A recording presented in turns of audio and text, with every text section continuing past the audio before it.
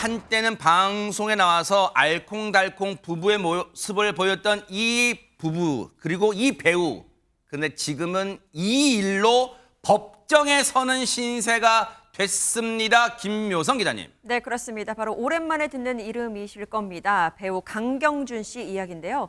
말씀하신 것처럼 슈퍼맨이 돌아왔다, 동상이몽 이런 가족 예능에 다수 출연을 하면서 이 사람인가요? 네, 가정적인 면모를 많이 보여줬죠. 장신영 씨를 아내로 뒀는데 아내와의 관계, 또 두 아들과의 관계를 보여주면서 굉장히 가정적인 분이구나라고 활동을 해왔습니다.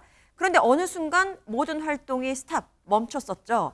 바로 충격적인 소식이 전해졌기 때문입니다. 뭔데요? 지난해 12월이었습니다. 한 남성이 강경준 씨에게 소송을 하나 제기를 합니다. 어허. 이 남성의 주장은 이러했습니다. 뭔데요? 내 아내가 유부녀인 거를 알면서도 상간남으로 강경준이 개입을 해서 부정행위를 저질렀다. 한 가정을 파탄에 이르게 했기 때문에 5천만 원의 손해배상을 청구한다라고 소송을 제기한 겁니다. 그 첫 변론 기일이 오늘이었습니다. 그래요? 지금 들으신 것처럼 하재근 평론가님, 이 일이 사실 있었던 거 알려진 건 지난해 12월이니까 벌써 7달도 더 지났단 말이에요. 그런데 지금 이제서야 이걸 법정에서 따져보게 된 이유, 그동안 무슨 우여곡절이 있었던 거예요. 왜 그런 겁니까? 이게 상당한 시간이 지났거든요. 논란 불거지고 나서. 그래서 지금 또다시 강경준 씨 이름이 나오니까 그때 그 일은 그걸로 끝났고 지금 다른 게 터졌나라고 많은 분들이 생각을 하시는데 네. 새로운 게 터진 게 아니라 과거에 터졌던 게 계속 이어지고 있는 겁니다. 그래요? 그러니까 어떻게 된 거냐면 네. 처음에 이제 논란이 불거졌을 때 강경준 씨 측에서 오해의 소지가 있다라고 해명을 했거든요. 어허. 그러고 나서 그 강경준 씨를 고소한 고소인이 네. 자신의 아내하고 강경준 씨가 나눴다는 메시지 대화 내용을 폭로를 했거든요. 그래요? 네. 그때 메시지 대화 내용이 어떤 것들이 나왔었냐면 네. 이제 그 폭로 내용에 따르면 네. 그 고소인의 아내가 네. 강경준 씨한테 보고 싶다 이런 식으로 얘기하니까 이게 강경준 이제 씨가 그걸 저희가 재구성한 거죠, 내용을. 네. 그렇습니다. 강경준 씨가 안고 싶네. 아이고. 또 여성이면 뭐예요? 그러니까 자기 생각 이런 식으로 얘기를 하는 모습들이 이제 폭로가 됐던 거예요. 네. 그 밖에도 여러 가지 메시지들이 폭로가 되면서 저 메시지를 보고 아이고. 나는 자기랑 술 안 먹고 같이 있고 싶어 술은 핑계고 이런 식의 얘기를 한 것들이 구체적으로 폭로가 돼서 네. 그러니까 물론 저게 짝이가 됐는지 어떻게 된 건지는 더 따져봐야 되겠지만 네. 저렇게 폭로된 내용으로 인해서 당시에 강경준 씨에 대해서 여론이 상당히 안 좋아졌고 그런데 그다음에 또 어떤 일이 있었냐면 법원에서 강경준 씨하고 고소인 측한테 서로 합의를 하시라라고 하면서 시간을 줬었습니다. 그래요? 그래서 시간이 흘러갔는데 고소인 측에서 합의는 절대 없다라고 해서 정식 재판으로 넘어가게 된 거예요. 그러한 우여곡절이 그동안 있었기 때문에 요번에 재판에 돌입하게 된 겁니다. 그래서 지난해 12월에 불거졌던 게 이제서야 오늘 첫 변론길. 그러니까 법원에서는 양쪽이 좀 합의해 보세요라고 권했었거든요. 근데 그 합의가 안 돼서 오늘 첫 변론 길에 이르게 됐는데 손정혜 변호사님 앞서 하재근 평론가님 잠깐 그 가능성 언급했으니까 요거 여쭤볼게요. 혹시 이제 그 고소인이 제시했다는 저 앞서 그 두 사람의 강경준 씨와 그 고소인의 아내가 나눴다는 저 메시지 내용은 혹시 만약이라도 이 짜깁기나 조작이라면 그런 거는 포렌식에서 금방 드러나는 거죠? 그 사실은. 일단은 증거조사 과정에서 위조되거나 편집됐다라는 주장이 없으면 증거 능력이 인정되는 것이니까요. 고소는 아니고 이제 원고 측에서 손해배상 청구를 했던 사안이고요. 아하. 불법행위를 원인으로 이제 위자료 청구를 한 사안이라고 보시면 될 것 같은데 네.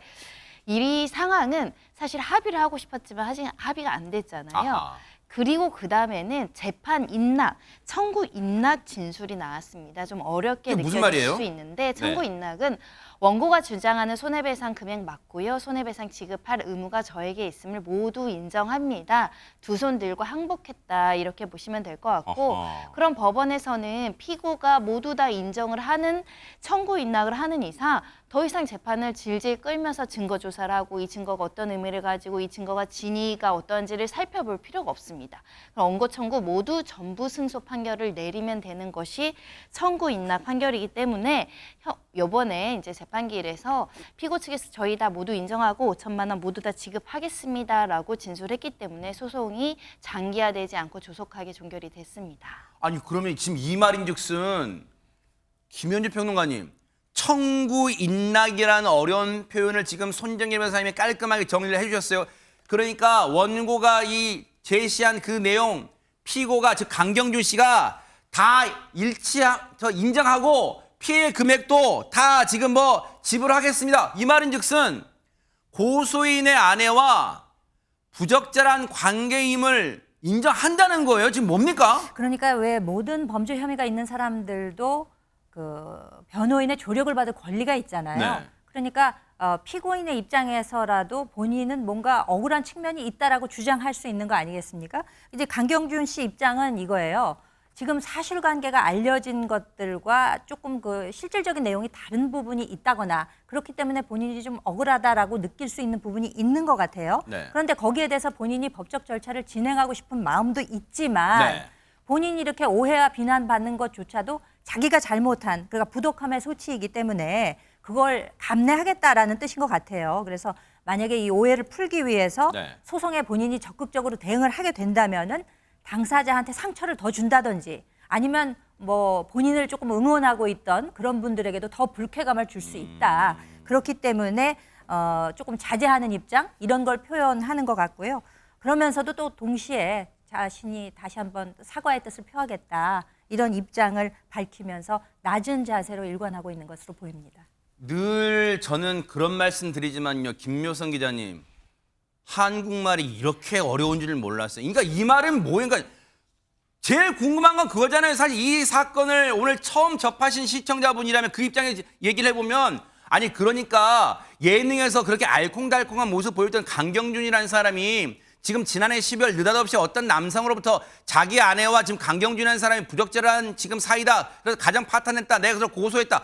지금 이 소송에 대해서 입장을 밝혔는데 내가 더 적극적으로 대응하고 싶지만 그렇게 되면 일이 꼬이니까 나 그냥 내가 그냥 참 이거 했다는 이거 부적절한 관계를 했다는 얘기 안 했다는 얘기 어떻게 해석해야 되는 거야 지금 이게? 저도 굉장히 어려워서요. 이 입장문을 계속 보게 됐는데 이 입장문이 명확하지가 않습니다. 그러니까 성격이 뭔지를 모르겠어요. 어허. 마지막에는 사과합니다라고는 이야기는 했지만 네. 그렇다면 사과문이라는 거잖아요. 어허. 사과문의 중요한 요소는 타이밍, 언제 어느 때 타이밍에 맞춰서 사과를 하느냐.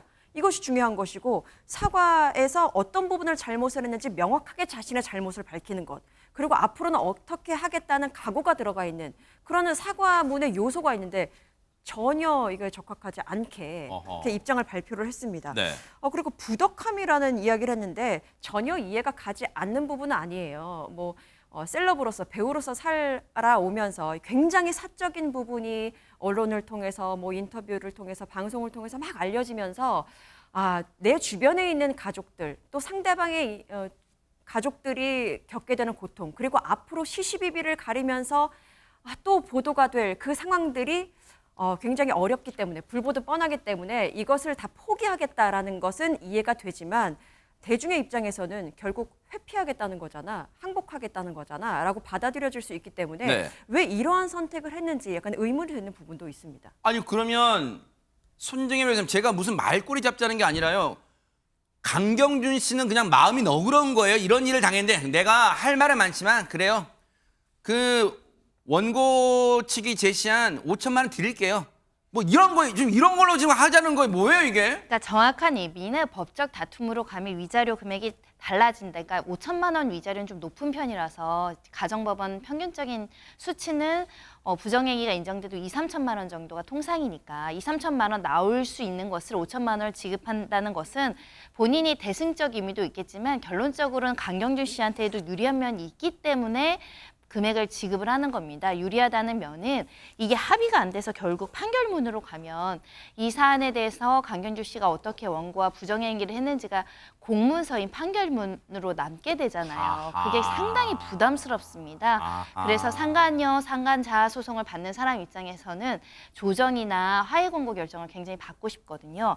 청구 인락 판결을 받으면 재판부가 구체적인 사실 판단을 하지 않습니다. 그런 점에 있어서는 강경준 씨도 알려진 사람이고 대중적으로 많이 이제 영향력이 있는 사람이다 보니 세세한 내밀한 사생활의 어떤 잘못을 판결문으로 기재하지 않는 대신에 원고에게는 통상적인 위자료보다 좀 더 많은 금액을 지급하는 것으로 어떻게 보면 양쪽의 중재점을 찾아서 청구 인락이라는 제도를 선택한 것입니다. 손정혜 변호사님의 설명을 들으시니까 시청자분들도 이제서야 무릎을 탁 치면서 아하 이제 오케이 이제 이해됐어 하시는 분 많으실 거.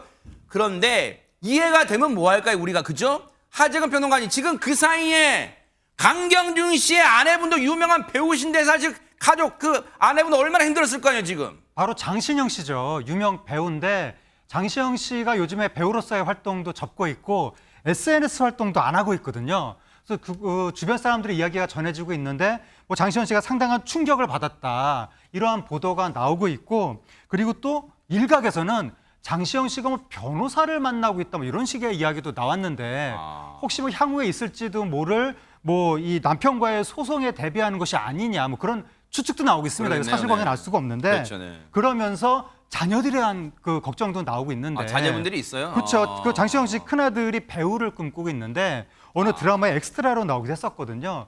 그래서 그 가족, 자녀들을 포함해서 가정 모두에 대한 걱정들이 나오고 있고 근데 오늘 강경준 씨 측의 목소리가 나왔습니다. 그래요? 네. 바로 그게 강경준 씨의 법률 대리인이 인터뷰를 한 건데 네. 뭐라고 그랬냐면 네. 강경준 씨가 가장으로서의 책임이 있기에 그동안 상당히 힘들어했다. 가족들도 너무 힘들어해서 자식들이 있는 상황에서 가족들은 집 밖으로 나오지도 못하는 상황이다. 아이고. 이 상황을 얼른 마무리하고 싶어 했다라고 이야기했거든요. 그러니까 강경준 씨가 가족들을 위해서 뭔가 소송을 더 구체적으로 다투지 않고 빨리 끝냈다라는 뉘앙스로 이야기를 하고 있는 것 같습니다.